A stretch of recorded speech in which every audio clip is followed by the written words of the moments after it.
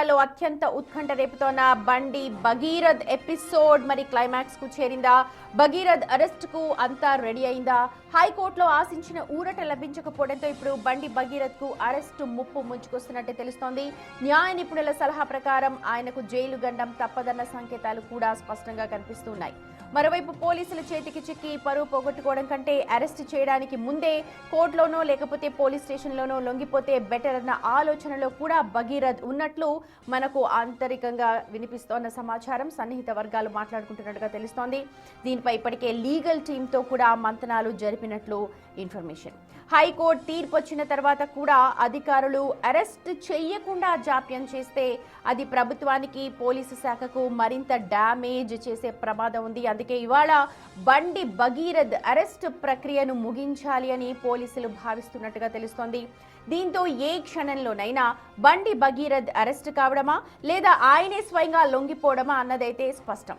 ఈ పరిణామాలతో అటు రాజకీయ వర్గాల్లో ఇటు పోలీసు వర్గాల్లో కూడా తీవ్ర ఉత్కంఠ నెలకొని ఉంది.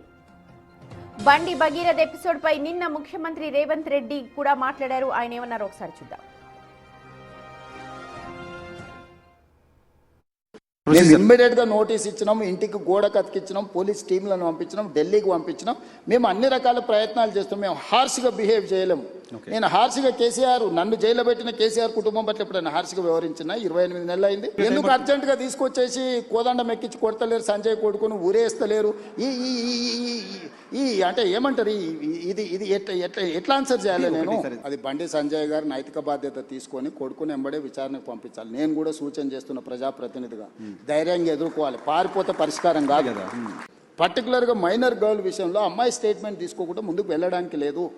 ఇమ్మీడియట్గా అమ్మాయి స్టేట్మెంట్ తీసుకొని సెక్షన్స్ ఆల్టర్స్ చేసి ఇమ్మీడియట్గా నోటీస్ ఇస్తే అతను అబ్స్కాండ్లో ఉన్నాడు. ప్రతినిధి రాణా లైవ్ లో జాయిన్ అవుతున్నారు. పూర్తి వ్యవహారానికి సంబంధించి మనకు మరింత ఇన్పుట్స్ అందించడానికి. రైట్ నారా, నిన్ననే ముఖ్యమంత్రి రేవంత్ రెడ్డి అన్నారు, ఎందుకు ఇన్ని రోజులు అవుతున్నా సరే బండి భగీరథ్ ని అరెస్ట్ చేయలేకపోయారు? దీనిపైన ఆన్సర్ ఏంటి అంటే దానికి ముఖ్యమంత్రి సమాధానం చెప్పారు. ఇవాళ ఎలాంటి పరిణామాలు చోటు చేసుకునే అవకాశం ఉంది? రాష్ట్ర రాజకీయాల్లో సంచలనం సృష్టించింది బండి భగీరథ పోక్సో కేసు.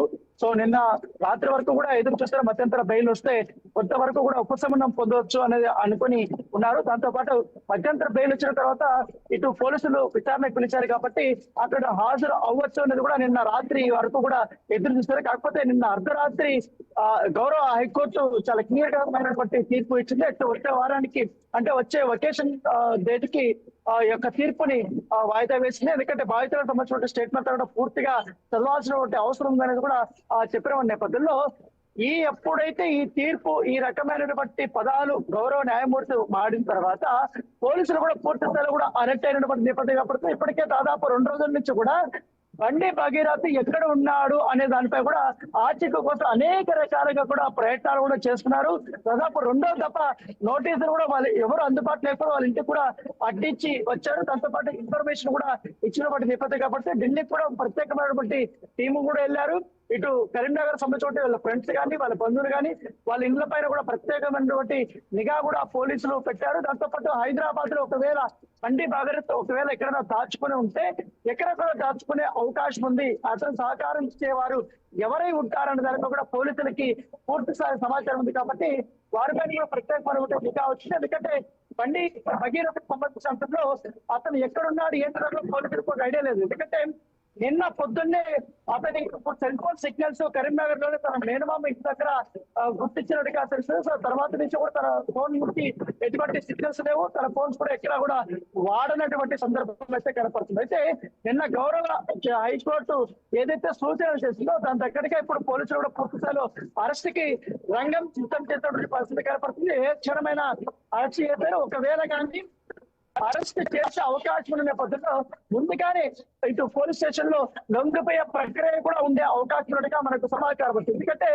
నిన్న అర్ధరాత్రి వాదనలు ముగిసిన తర్వాత కోర్టు అడ్జర్న్ అయిన తర్వాత ఎవరైతే బండి భగీరథ సంబంధించిన న్యాయవాదులు వారు ఆంతరికత మాట్లాడుతున్నారు. ఇప్పుడున్నటువంటి పరిస్థితుల్లో బండి భగీరథకి ఆప్షన్ 1 లొంగిపోవడము, 2ది పోలీసులు అరెస్ట్ చేయడము, 3ది వచ్చి సుప్రీంకోర్టులోకి వెళ్ళి ఈ యొక్క తీర్పు గురించి మధ్యంతర బెయిల్ గురించి మరొకసారి అక్కడ పిటిషన్ వేసి అత్యవసర పిటిషన్ వేసి దానిపైన విచారణ చేసి బెయిల్ తెప్పించుకోవడం. సో ఈ ఆప్షన్ ఉంది. సో ఇప్పుడు దీంతో పాటు యాజ్ పర్ బండి భగీరథ ఒక్కడే పోరాడితే ఓకే పర్వాలేదు, కానీ దీని వెనకాల ఒక ప్రముఖ కేంద్ర మంత్రి కూడా ఉంటాడు కాబట్టి ఆయన టార్గెట్ చేస్తూ చోటి ఆఖరి కానీ వీళ్ళందరూ కూడా కోర్సులు చేస్తున్న నేపథ్యంలో రాజకీయ రంగంలో నేపథ్యంలో రైట్ రానా, అప్డేట్స్ కోసం మళ్ళీ మిమ్మల్ని కాంటాక్ట్ చేస్తాము. చూడొచ్చు, చాలా ఉత్కంఠ రేపుతోంది బండి భగీరథ్ అంశం. ఇవాళ ఏం జరగబోతోంది? బండి భగీరథ్ ని అరెస్ట్ చేస్తారా, లేకపోతే బండి భగీరథ్ తనంతల తానుగా లొంగిపోతారా? ఇక మూడో ఆప్షన్ మా రాణా ప్రతినిధి చెప్పినట్టుగా సుప్రీంకోర్టులో అప్పీల్ చేసుకుంటారు, కానీ దానికి ఇంకా సమయం ఉంటూ ఉంది. అత్యవసరంగా అప్పీల్ చేయాలన్నా కూడా ఒక రోజన్నా పడుతుంది. కానీ ఇవాళ ఏం జరగబోతోంది బండి భగీరథ్ విషయంలో అన్నది ప్రస్తుతం ఉత్కంఠ రేపుతోంది.